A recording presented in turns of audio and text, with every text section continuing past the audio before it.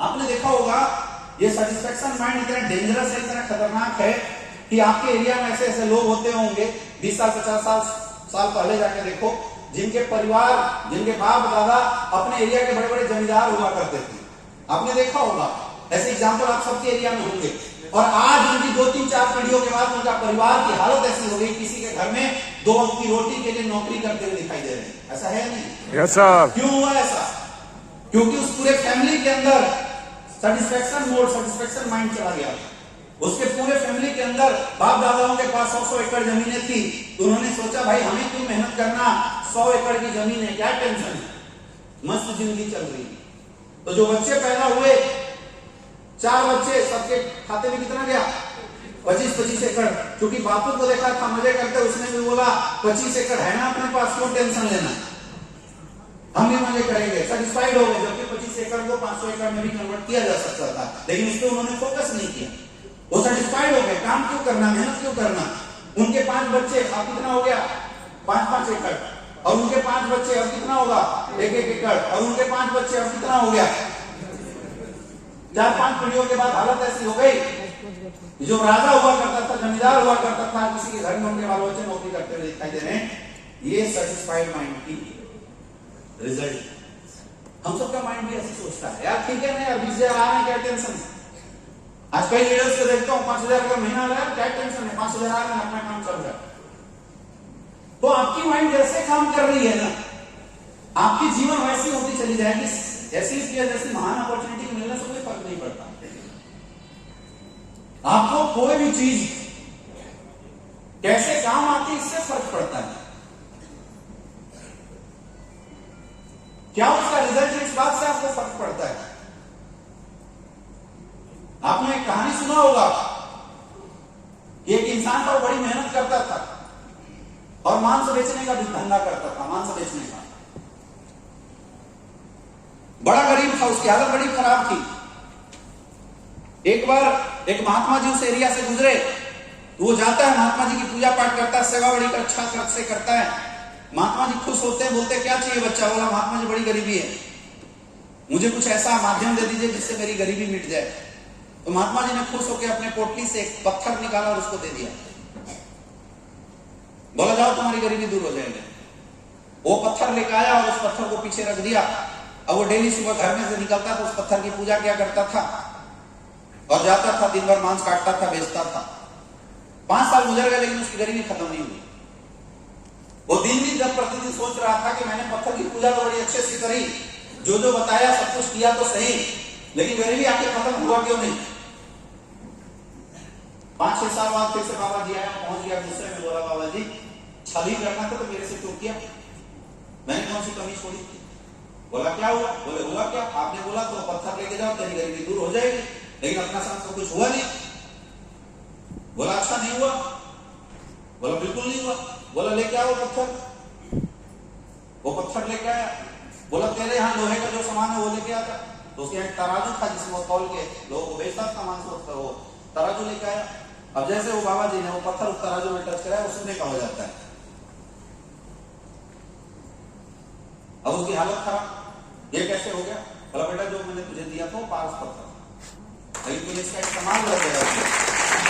अब मेरी क्या गलती, मेरी क्या रिस्पॉन्स? अब उस इंसान की इतनी सोच थी ही नहीं। ये जो पत्थर परमात्मा ये बाबा जी दे रहे हैं, इस पत्थर का पूजा पाठ के अलावा कुछ इस्तेमाल भी हो सकता है, तो उसने उसका इस्तेमाल उसी रूप में किया। अब वो रोने लगा कि मुझे एक बार मौका दीजिए बाबा जी। बोला मौका हाथ से निकल गया, अब नहीं मिल सकता, अब ये किसी और के पास जाएगा, जब तेरी जो जिंदगी है वैसी रहेगी, ये तराजू बेच के जो मिलता है उसे तो अपना काम कर। हम सबके लाइफ में भी ऐसा होता है। ऐसा क्यों होता है? क्योंकि हम जैसा सोचते हैं हमारी जिंदगी वैसी बन जाती है।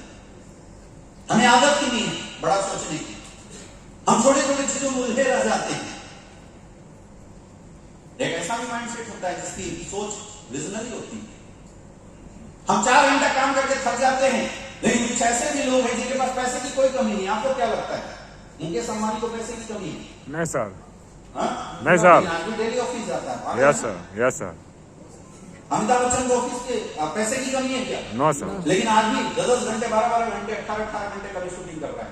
पागल है ना सर? क्यों कर रहा है? और कमाना है सर। क्यों कर रहा है? क्योंकि उनके सपने बड़े हैं। सेटिस्फाइड नहीं है, वो अपनी लाइफ को बेहतरीन बनाने के लिए लगे हुए। हम में से कई ऐसे लोग हैं जो इस कैटेगरी के लोगों को लालची बोल देते हैं। क्या खुद के लिए अच्छे संसाधनों को जमा करना लालचपन है? बताइए मुझसे। अगर आज आप अपने परिवार का इलाज किसी नॉर्मल सरकारी हॉस्पिटल में कराते हैं और आप मेहनत करके पैसा कमा के अपने परिवार का इलाज किसी 5 स्टार हॉस्पिटल में बढ़िया फैसिलिटी के साथ कराने लगते हैं, तो क्या आप लालची हैं? No sir. क्या ऐसे इंसान को लालची बोला जाएगा? जो इंसान आज किसी दूसरे शहर में जाता है, वहां सबसे सस्ता होटल देखता है, जहां पे मच्छर नोचते हैं रात भर, गर्मी भिनभिना, मक्खी भिनभिना रही है, गर्मी लग रहा है, सबसे सस्ता खोजता है। वो इंसान मेहनत करके पैसा कमाता है और किसी शहर में जाके 5 स्टार होटल में अपनी फैमिली को ओवरनाइट स्टे कराता है, तो क्या वो लालची है? क्या खुद को और अपने परिवार को सुविधा देना लालच है? लेकिन हम, मैं और आप में से बहुत सारे ऐसे लोग हैं जो ऐसे लोगों को बोलते हैं पैसा का क्या करोगे? लालची लोग हैं। पैसा है, पैसा कर रहे। वो लालची नहीं है मेरे दोस्त, वो इमोशनल लोग हैं। वो अपने परिवार से लिए मोहब्बत करते हैं, वो अपने आप से मोहब्बत करते हैं, इसलिए अपने आप को अच्छी अच्छी सुख सुविधाएं दे रहे हैं। लेकिन हमारे इलाके जैसे लोग उनको लालची बोलते हैं। ये तीनों तरह का माइंड है।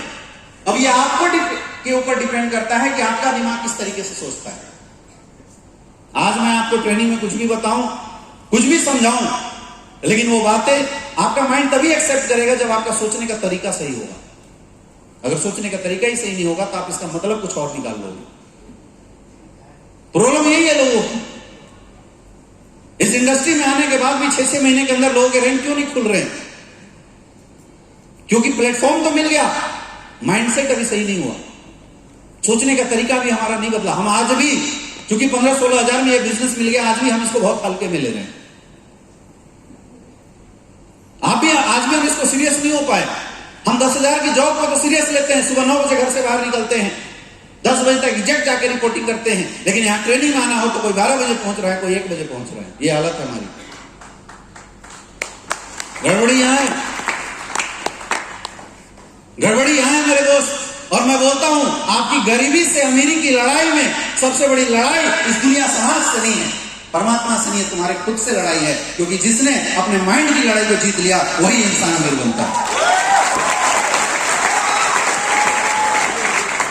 अगर आपको सक्सेसफुल होना है, मुझे नहीं पता आज आपका दिमाग कैसे सोचता है, आपको पता है। और मैंने तीनों कैटेगरी बता दी, आप खुद एनालाइज करो, आप कभी किस तरह की जिंदगी जी रहे हो और आपका माइंडसेट कैसा चल रहा है।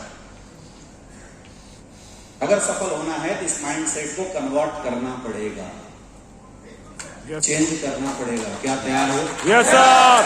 तैयार हैं? Yes sir. कोई भी ट्रेनिंग आप एक्सेप्ट तभी करेंगे माय डियर फ्रेंड, जब आपका दिमाग का जो मोड है वो बदलेगा।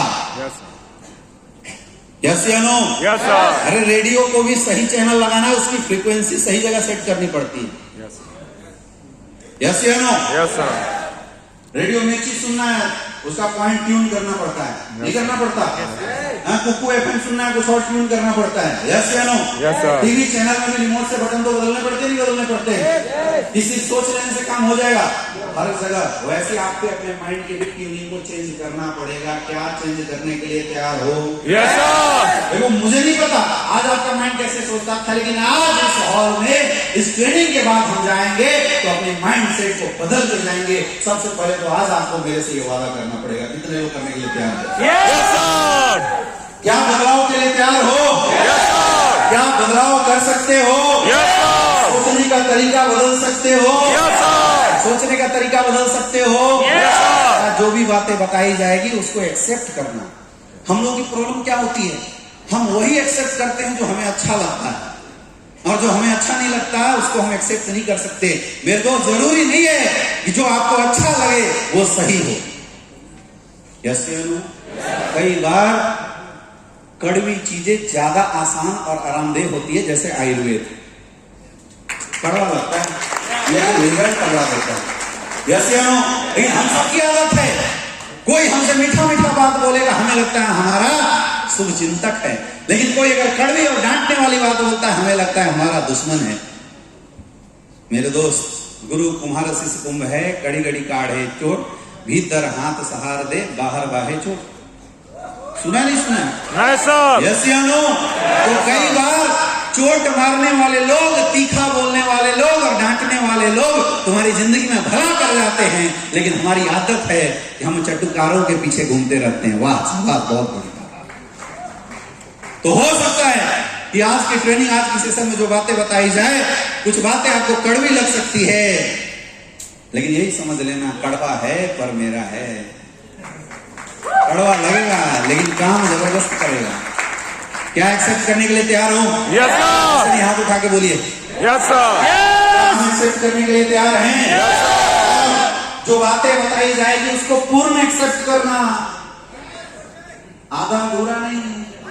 बात समझ में आ रहा है? यस सर, एक बार किसी शिष्य को गुरुजी ने बता दिया कि बेटा, हर जीव में परमात्मा है।